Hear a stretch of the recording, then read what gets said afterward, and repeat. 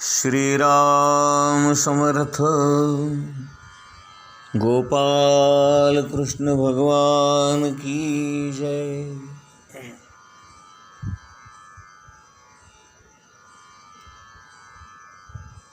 हा प्रसंग घडत असतानाच राजाची आवडती राणी सुरुची त्याच वेळेला तिथे आली आणि तिने खसकन त्या ध्रुव बाळाला ओढून दूर ढकलून दिलं आणि म्हणाली, हे मुला, तुला तुझ्या या राजाच्या मांडीवर बसण्याचा अधिकार नाही, कारण तू माझ्या पोटी जन्माला आला नाहीस. तू अजून लहान आहेस आणि तू दुसऱ्या कोणत्या तरी स्त्रीच्या पोटी जन्म घेतलेला आहेस आणि म्हणून तू या राज्यपदावर म्हणजेच राजाच्या मांडीवर बसू शकत नाहीस. आणि अत्यंत दुर्लभ असणारी ही गोष्ट, याची तू इच्छा सुद्धा करू शकत नाहीस. जर तुला राजसिंहासनावर बसायची इच्छाच असेल तर तू तपश्चर्या करून श्रीनारायणांची आराधना कर आणि त्यांच्या कृपेने तू माझ्या उदरी जन्म घे आणि मगच तुला या राजाच्या म्हणजे तुझ्या पित्याच्या मांडीवर बसता येईल.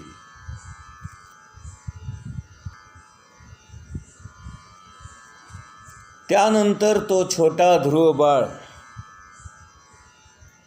रडत रडत आपल्या मातेकडे सुनीतीकडे निघून गेला. सुनीतीने आपल्या मुलाला मांडीवर घेतले आणि त्याच वेळेला तिला कोणाकडून तरी हा घडलेला सारा वृत्तांत समजला. आपल्या सवतीने म्हणजे राजाच्या आवडत्या राणीने सुरुचीने हे असं वागलेलं तिला आवडलं नाही आणि तिचं बोलणं तिला एखाद्या धारदार शस्त्रासारखं मनावर घाव घालून गेलं आणि तिच्या कमळासारख्या नेत्रातून अश्रू वाहू लागले. ती म्हणाली, बाळ ध्रुवा,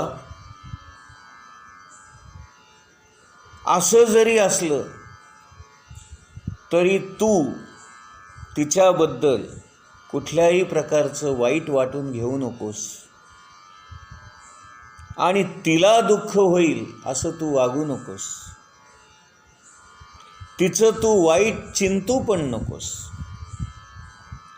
कारण जो मनुष्य दुसऱ्यांना दुःख देतो, दुसऱ्यांचं वाईट चिंतो, त्याला तीच आणि तशीच फळं भोगावी लागतात. आणि तसंही बाळा, सुरुची जे काही म्हणाली ते बरोबरच नाही का? ती म्हणाली की महाराजांना जर माझी पत्नी म्हणून स्वीकार करण्याची लाज वाटते आणि तू माझ्यासारख्या अभागी स्त्रीच्या पोटी जन्माला आलास, तर राजगादीवर किंवा राजाच्या मांडीवर बसण्याचा तुझा हक्क नाहीसा नाही का झाला? आणि सुरुचीने जे सांगितलं तेही बरोबर आहे. जर तुला राजसिंहासनावरच बसायचं असेल तर तू त्या भगवान नारायणांची तपश्चर्या कर, सेवा कर. हे काही तिने चुकीचं नाही सांगितलं तुला, हे अत्यंत योग्य आहे. आणि आपण जर भगवंताची आराधना केली, त्याचं स्मरण केलं, त्याची तपश्चर्या केली, त्याचं मनन चिंतन केलं, त्याचं कथा ऐकल्या, त्याच्याबद्दल ऐकलं, बोललं, त्याचं नाम घेतलं, त्याचं ध्यान केलं, तर आपल्याला असं काही पद प्राप्त होईल, त्याच्यासमोर हे राज्यपद किंवा राजाची मांडी अगदीच किरकोळ ठरेल. आणि म्हणून हे बाळा ध्रुवा, तू त्या सुरुचीचं बोलणं वाईट वाटून घेऊ नकोस. उलट तिने तुझ्या हिताचाच मार्ग सांगितलेला आहे असं मनामध्ये आणून तू खरोखरच त्या भगवान श्रीहरीचं, नारायणांचं स्मरण कर, त्यांचं चिंतन कर, त्यांचा आश्रय घे. आपल्या चित्तामध्ये भगवान श्रीहरींना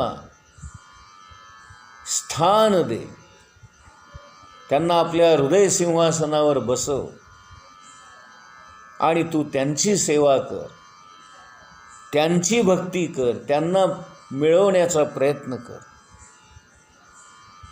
तू केवळ त्या भगवान श्रीहरीचं भजन कर, त्याचंच पूजन कर. श्रीहरींना सोडून तुझं दुःख दूर करेल असा मला तरी कुणी दिसत नाही.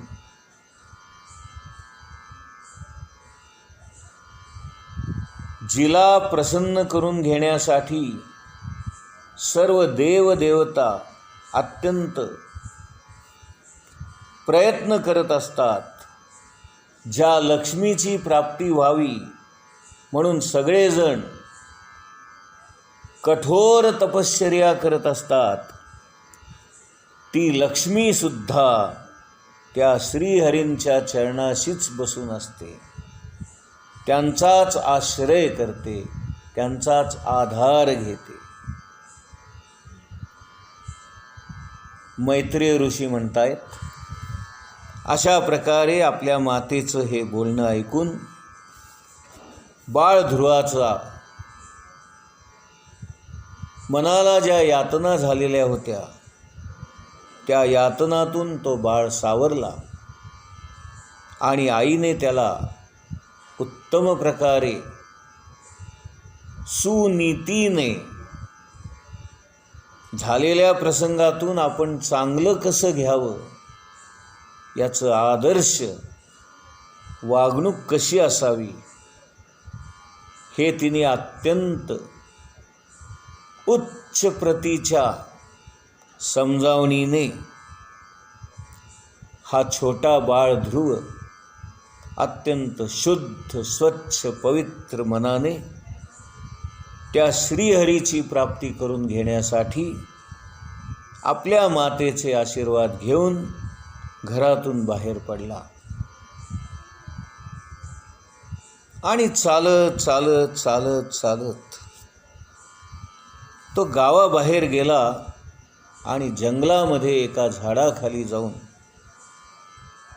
नारायण नारायण नारायण नारायण असं करत, त्या नारायणांचा जप करत तो तिथे बसून राहिला.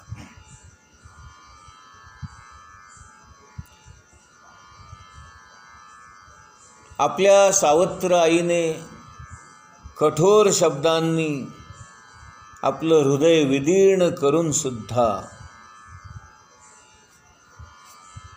तिच्या कटू बोलण्याचा मनस्ताप होऊन सुद्धा केवळ त्याच्या मातेने त्याला उत्तम प्रकारे समजावून सांगितल्यामुळे आणि त्याच्या मनातली ही व्यथा दूर केल्यामुळे, त्याच्या मनातला हा द्रोह, मत्सर, द्वेष हे सर्व विकार त्या मातेच्या चांगल्या बोलण्याने काढून टाकले गेल्यामुळे त्या ध्रुव बाळाचं मन अत्यंत शुद्ध स्वच्छ झालं होतं. आणि अशा स्वच्छ मनाच्या छोट्या बाळाने नारायण नारायण म्हणावं, याचं नारदांना मोठं आश्चर्य वाटलं. नारद मुनी तिथे प्रगट झाले आणि नारद मुनी त्या बाळाला म्हणू लागले, हे बाळा, अरे खेळण्या बागडण्याचं तुझं वय असताना, हट्ट करण्याचं तुझं वय असताना, एखादी गोष्ट मागायचं तुझं वय असताना, ते सगळं सोडून तू इथे जंगलात येऊन या झाडाखाली नारायण नारायण करत काय बसलायस?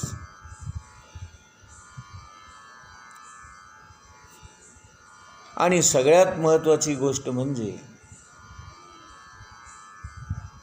बुद्धिमान माणसं दैवामुळे जी काही परिस्थिती आली असेल त्या चांगल्या किंवा वाईट परिस्थितीमध्ये स्थिर राहतात आणि आलेल्या परिस्थितीमध्ये संतुष्ट राहतात.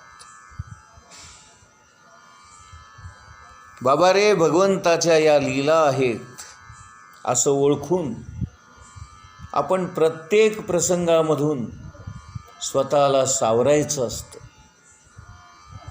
एखादा दुःखद प्रसंग घडला, एखादी गोष्ट आपल्या मनाविरुद्ध घडली, तरी आपण ही देवाची इच्छा आहे, ही देवाची लीला आहे असं समजून आपण शांत राहण्याचा प्रयत्न करावा. मातेने सुंदर उपदेश केलेला असताना सुद्धा तू एवढ्या लहान वयामध्ये भगवंताच्या प्राप्तीसाठी धडपडतो आहेस आणि त्याच्यासाठी तू घर सोडून बाहेर आलेला आहेस, हे काही माझ्या मनाला पटत नाही.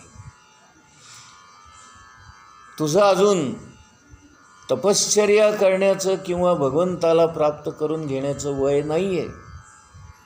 तू अजून लहान आहेस. तुझं खेळण्या बागडण्याचं वय आहे, खाण्यापिण्याचं मजा करण्याचं वय आहे, दंगा करण्याचं वय आहे. तर तू पुन्हा घरी जा.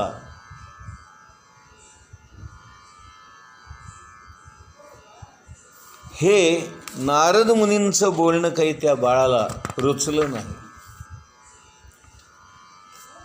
यावर ध्रुव बाळ त्यांना म्हणतोय, हे प्रभू, मला तो नारायण प्राप्त करून घ्यावा अशी इच्छा निर्माण झालेली आहे आणि मला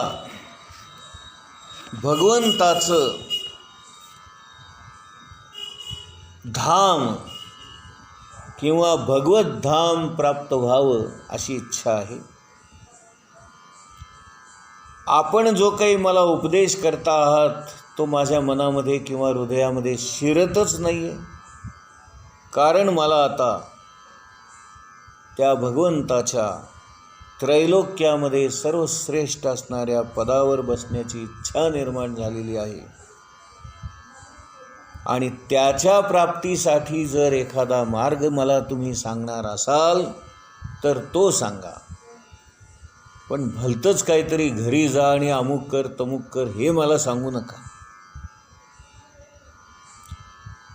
अशा प्रकारे त्या ध्रुवाचे बोल ऐकून देवर्षी नारद अत्यंत प्रसन्न झाले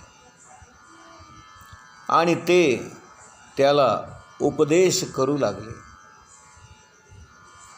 नारद म्हणाले, हे पुत्रा ध्रुवा, तुझ्या मातेने जो तुला सल्ला दिलेला आहे तो तुझ्या कल्याणाचाच मार्ग आहे आणि म्हणून तू भगवान नारायणांचं, त्या भगवान वासुदेवाचं स्मरण कर, त्यांचं भजन कर.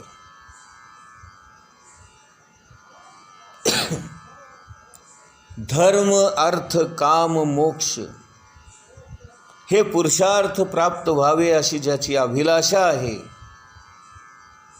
त्याला त्या भगवंताच्या प्राप्तीचा एकमात्र उपाय म्हणजे त्या भगवंताच्या चरणांचं सेवन करणं हाच उपाय आहे.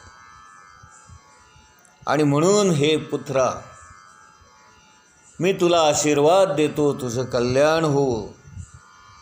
तू आता यमुना नदीच्या काठावर असणाऱ्या पवित्र ठिकाणी मधुवनामध्ये जा, जिथे श्रीहरी आजही नित्य निवास करतात.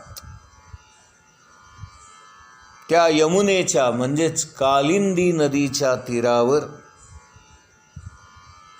हा मधुवनाचा आश्रम आहे. त्या मधुवन नावाच्या आश्रमात जाऊन त्या यमुना नदीच्या म्हणजेच कालिंदी नदीच्या पवित्र जलामध्ये त्रिकाल स्नान करून भगवंताचं ध्यान कर, भगवंताचं भजन कर, भगवंताचं नाम संकीर्तन कर. जे लोक प्रभूंची मानस पूजा करतात त्यांच्या अंतःकरणामध्ये ते हृदय कमलाच्या मनोहर ठिकाणी आपल्या चरणांना स्थापन करून प्रभू तिथे विराजमान होतात. हे ध्रुवा, जेव्हा तुझं चित्त स्थिर होईल, एकाग्र होईल, त्यावेळेला भगवान नारायण प्रसन्न होतील आणि ते तुझ्या हृदयामध्ये वास करतील.